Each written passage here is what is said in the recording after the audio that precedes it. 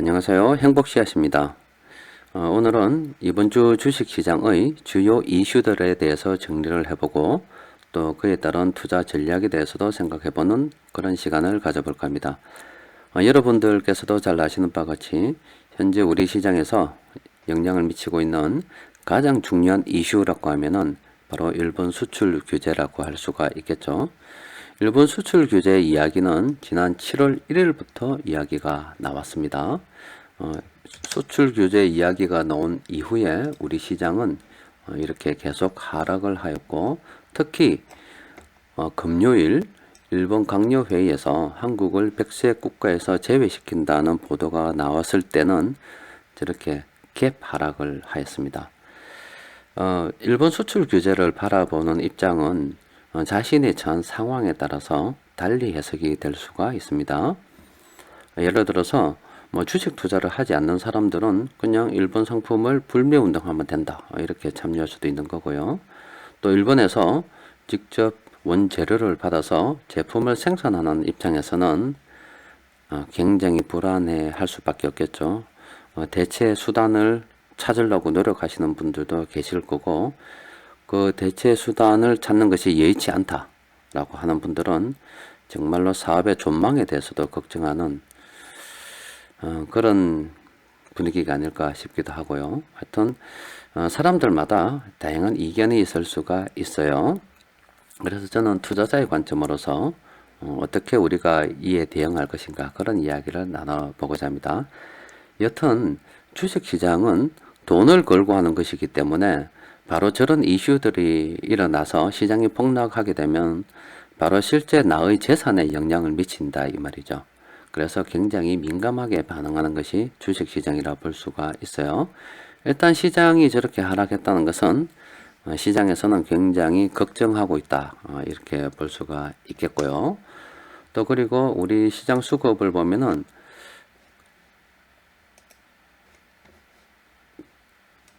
지난주 금요일날 일본 강요회의에서 한국을 수출 백색 국가에서 제외를 했을 때 외국인들이 이만큼 팔았어요. 금융투자 같은 경우는 공매도를 통해서 이렇게 돈을 벌려고 노력하는 투자자잖아요. 저 금융투자 자세히 보시면은 미국발 금융위기 같을 때 보면은 엄청나게 팔아제낍니다. 그래서 그때 나온 기사들을 쭉 보면은 우리 시장에 위기가 닥쳤을 때 적극적으로 돈 버는 쪽이 저 금융투자에서 돈 버는 것들이 굉장히 많아요. 그런데 시장이 저렇게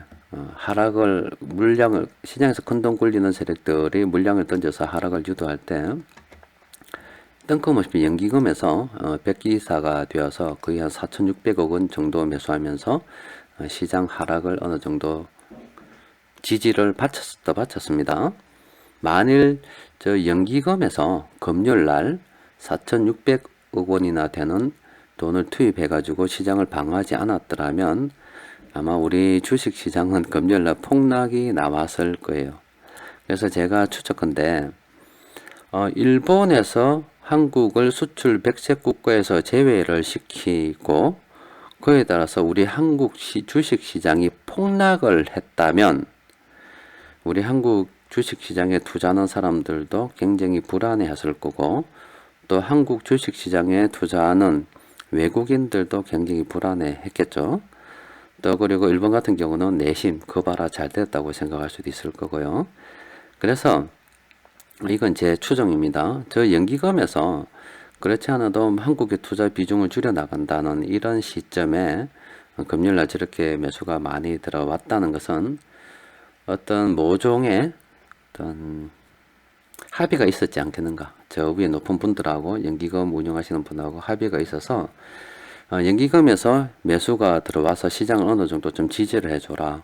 왜냐하면 주식시장마저 저렇게 폭락을 해버리면 우리 국민들이 많이 불안해할 수 있기 때문에 시장이 떨어지는 건 어쩔 수 없다 하더라도 적어도 폭락 정도는 어느 정도 폭을 좀 줄여줘야 그래도 한국 경제가 생각보다 탄탄하구나, 앞으로 잘 해나갈 수 있겠구나, 이런 인식을 심어줄 수도 있다, 이 말이죠.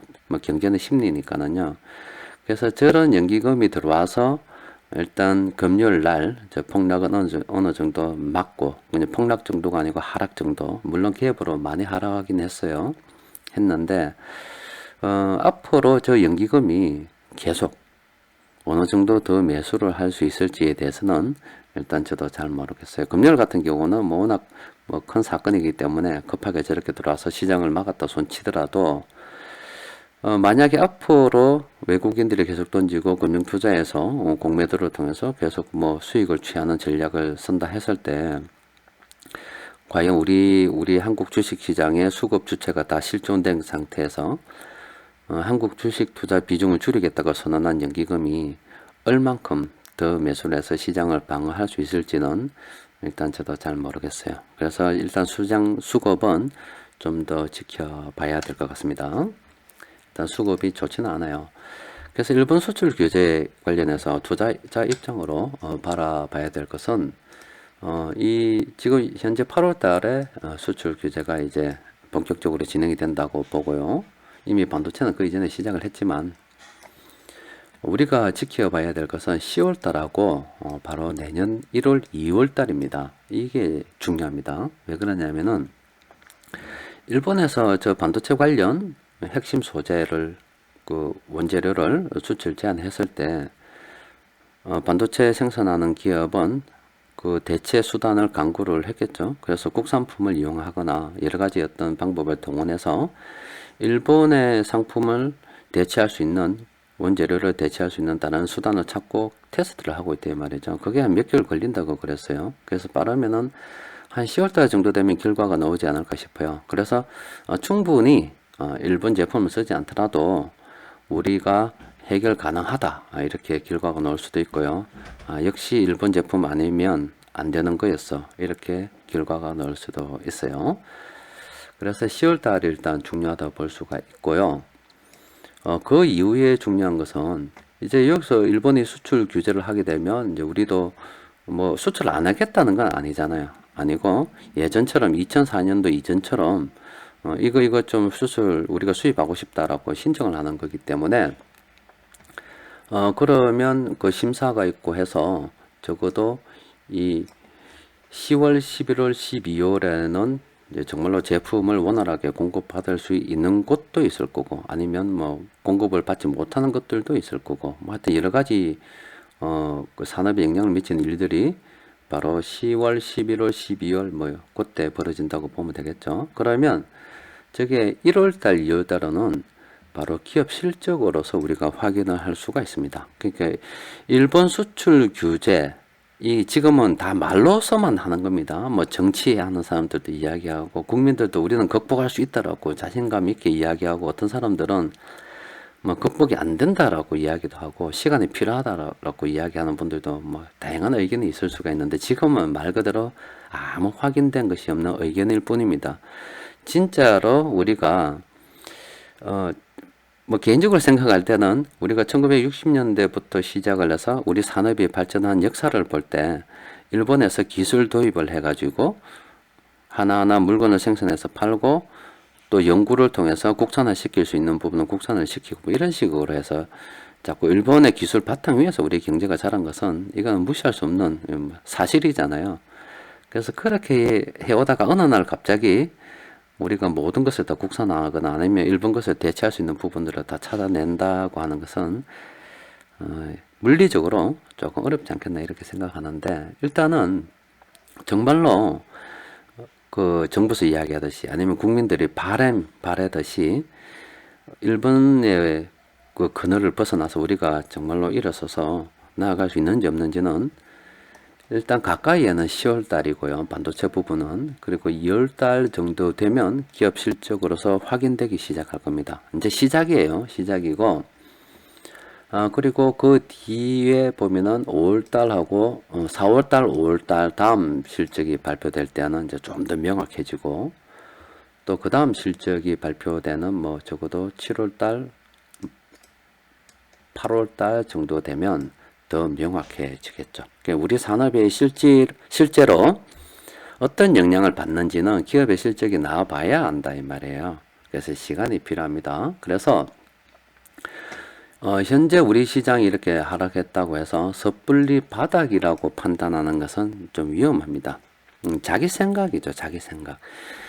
우리가 실제 앞서 말씀드린 것처럼 반도체 부분에서 실제 일본의 그 재료가 없이도 우리가 반도체를 잘 생산할 수 있겠는가 하는 문제. 그 다음에 또 하나 문제가 되는 게 반도체 제품 생산하는 것은 10월 달에 확인이 되지만 그 이후에 우리가 반도체 장비 있잖아요, 장비.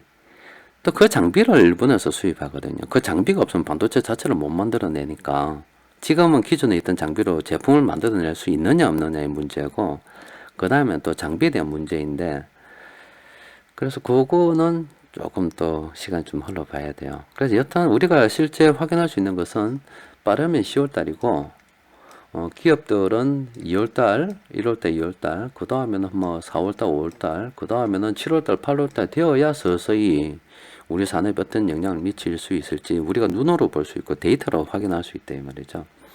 저런 데이터로 확인했을 때 일본에서 뭐 수출 규제를 한다 했지만 어떤 부분은 원활하게 잘 열어주는 부분도 있을 거고 어떤 부분은 뭐 일본 없으면 안 될 줄 알았는데 대처가 되는 부분도 있을 거고 어떤 거는 역시 일본 아니면 안 되겠어 이래가지고 그때까지도 이런 문제들이 해결되지 않으면 정말로 기업이 문 닫고 하는 수도 있을 수도 있어요. 그래서 그런 것들을 우리가 눈으로 확인했을 때 어떤 투자에 대한 판단을 정확하게 내릴 수가 있는 거지.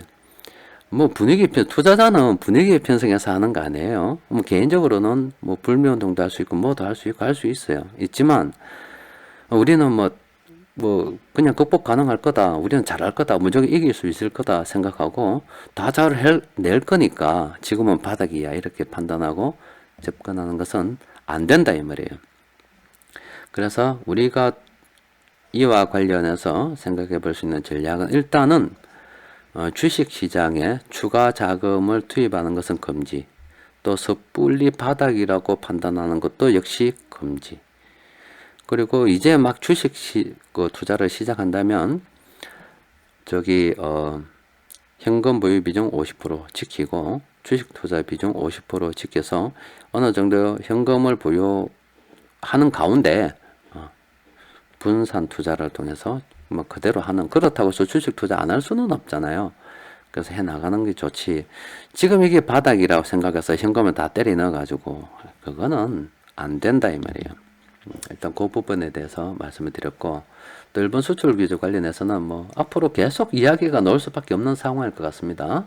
그래서 뭐 일단 섣불리 바닥이라 판단하지 말고 좀 더 신중하게 접근하는 것이 좋겠다 이런 말씀을 드리고 싶고 미중 무역 협상 관련해서도 이게 좀 더 어렵게 되었습니다. 9월 1일부터 트럼프 대통령이 3천억 달러 규모 중국산 수입품 10% 관세를 매긴다고 했습니다. 이 때문에 우리나라뿐만이 아니라 금요일날 유럽, 미국 시장 좋지 않았습니다. 어떻게 될지는 몰라요. 그래서 그와 관련해서 또 이게 미중 무역 협상이 잘 안 되고 장기화 끌고 갈 것 같으면 또 금리 이야기 나올 수밖에 없겠죠. 그래서 골드만삭스에서는 그 다음 한 90% 정도 추가 금리 인하가 있지 않을까 이렇게 예상하고 있는 것 같습니다. 일단 그럼 우리 투자 전략에 대해서 이제 생각을 해보면은 자 주간 시장 분석을 살펴보도록 합시다. 자 우리 시장은 7월 달부터 해서 일본 수출 규제 이야기가 나오고 난 다음부터 계속 좋지 않았습니다. 시장에서는 뭐 사회 일각에서는 주식 투자하지 않는 사람들은 극복할 수 있다. 뭐 일본 제품 안 쓰면 된다. 놀러 안 가면 된다 할 수 있어도 막상 시장에 돈을 투자하는 입장에서는 불안하다. 저게 사실이고 증거입니다. 일본에 우리가 그동안 많은 부분 상당 부분 의지해서 물건을 만들어냈었는데 실제 일본이 저렇게 자꾸 우리 산업 발전에 제약을 가하면 힘들 것이다 생각을 하고 파는 게 저게 진실이에요. 일단은 대형주도 저렇게 팔고요. 물론 뭐 저렇게 중형주, 소형주는 그 이전부터 이렇게 하락을 했습니다만은 일단 그와 관련해서 투자 심리는 굉장히 좋지 않다. 물론 복합적이라서 일본 수출 규제 하나만 가지고 저렇게 된다고는 볼 수가 없어요. 미중 무역 전쟁도 있고 뭐도 있고 뭐 다 있지만 시장에서 저렇게 7월 금요일 날 강령회의에서 일본 수출 규제 한국을 백색 규제 그 국가에서 시킨다고 했을 때 시장이 개발하겠잖아요. 저거는 명백합니다. 일본 수출 규제 때문이라고 볼 수도 있어요. 자, 우리 이번 주 수급을 보면 연기금에서 백기사로 나섰습니다. 예전에는 연기금이 돈이 많아서 백기사 역할을 잘 했습니다만은 저 연기금의 5,441억 원 이번 주 순매수는 다분히 국민들을 조금 진정시키기 위한 우리 주식시장마저 폭락을 했다면 정말로 국민들 의기소침했겠죠. 연기금에서 들어와서 어느 정도 폭락을 커버를 해줘서 국민들이 길을 살려준 그런 자금이라고 볼 수도 있는데 과연 저 돈이 앞으로도 계속 들어올 수 있을지는 미지수입니다. 그래서 지금 시장 주요 종목은 이런 삼성 SDI, 한국항공우주, 한미약품, 한국전력 이런 종목들이 있는데 그렇게 수급이 좋지 않아요. 그래서 일단은 조금 더 관망하는 게 좋겠고, 그래서 그래도 우리가 조금 관심을 가져볼 만하다 한다면 유틸리티 업종, 뭐 전기, 가스 업종이라든지 이런 것들은 관심을 가져볼 필요가 있습니다. 그리고 그 나머지는 일단은 관망, 섣불리 바닥이라 판단하지 말고 일단은 그냥 관망하는 것이 좋겠다. 그리고 굳이 투자를 해야 되고 싶다, 꼭 해야 되고 싶다라고 하면 현금 50% 보유하고, 또 기존에 주식 투자하는 사람들은 더 이상 주식시장에 돈을 투입하지 말고 순환매 개념으로 그냥 있던 거 팔아서 또 새로운 거 사는 그런 개념으로 해서 외국인 및 기관이 동시에 순매수하는 거, 또 그리고 현금으로는 부채 비율, 유보율, 이자 보상 비율 이런 것들이 괜찮은 기업들만 일단은 조심스럽게 접근하는 것이 좋지 않겠나 싶습니다. 여튼 우리 주식시장 주변에 좋은 소식이 없고 바람잘 날이 없어요. 많은 사람들이 불안해하고 있습니다. 어쨌든 멀리 보게 되면 해결이 안 되는 일은 없고, 또 대중들이 이렇게 불안해할 때가 좋은 투자 시점인 건 맞습니다. 맞는데 우리가 그에 대해서 특히 일본 같은 관계에서 해결이 안 될 수는 없어도 돼요. 해결이 될 것 같은데 이런 거죠. 일본이 우리를 도와준다 가정했을 때, 그러니까 기존과 현재 도와준다고 보다는 우리가 일본에 좀 뭐 돈 받는 건 아니죠. 돈 주고 사는 거니까. 돈 주고 계속 물건을 살 수 있을 때, 뭐 우리 반도체라든지 여러 산업이 뭐 이만큼 갈 수 있었다면, 일본이 이렇게 일본에서 이만큼 제한하고 이만큼 지금 우리가 대체 수단 없이 요만큼만 우리가 대체 수단을 가지거나 아니면 뭐 일본에서 계속 물건을 받거나 했을 때는 아무래도 이만큼의 성장을 얻을 거고 이만큼은 예상할 수가 있겠죠. 그러니까 이 성장에는 분명히 악영향을 미치는 것은 저건 확실합니다. 저건 우리만 피해 보는 것이 아니고 일본도 아마 피해를 볼 거예요. 볼 건데 그래서 저 부분은 계속 좀 더 지켜봐야 되고, 우리 투자도 지금 조금 신중하게 생각을 해야 되고, 뭐 장기적으로 보면 극복 가능하겠지만은 그 시간이 필요하기 때문에, 또 그리고 도움을 받았을 때 갈 수 있는 정도와 도움을 받지 못할 때 갈 수 있는 정도는 분명히 다르다. 그래서 멀리 보고 긍정적으로 생각하겠지만은 일단은 지금 단기적으로는 조금 조심해서 섣불리 바닥이라 판단하고 막 들어가는 거는 조금 지켜봐야 된다. 적어도 내년 상반기 정도, 내년 한 3, 4월 달 뭐 정도 실적 나오는 거 보고, 그래서 일본의 그늘을 뭐 벗어나고 대체 어떤 상품, 원재료를 어떤 그 구한 그런 기업들은 계속 잘 나갈 수가 있을 거고, 그러니까 그런 기업들에 또 선별해서 투자를 해야 될 거고요. 또 대체 수단을 강구하지 못한 기업들, 그리고 일본에서 뭐 물건까지도 원활하게 공급받지 못하는 기업들은 최악의 경우에 망할 수도 있어요. 그러면 그런 기업도 망하면 뭐 정부 세수도 줄어들 거고, 그런 기업에 직장 다니는 분들도 일본 수출 규제 때문에 직장 잃는 경우도 생길 수가 있겠죠. 그래서 사회에 여러 가지 변화가 있을 수 있기 때문에 우리는 투자자의 관점으로서 조금 더 신중하게 바라볼 필요가 있지 않겠나 싶습니다. 자, 이상입니다.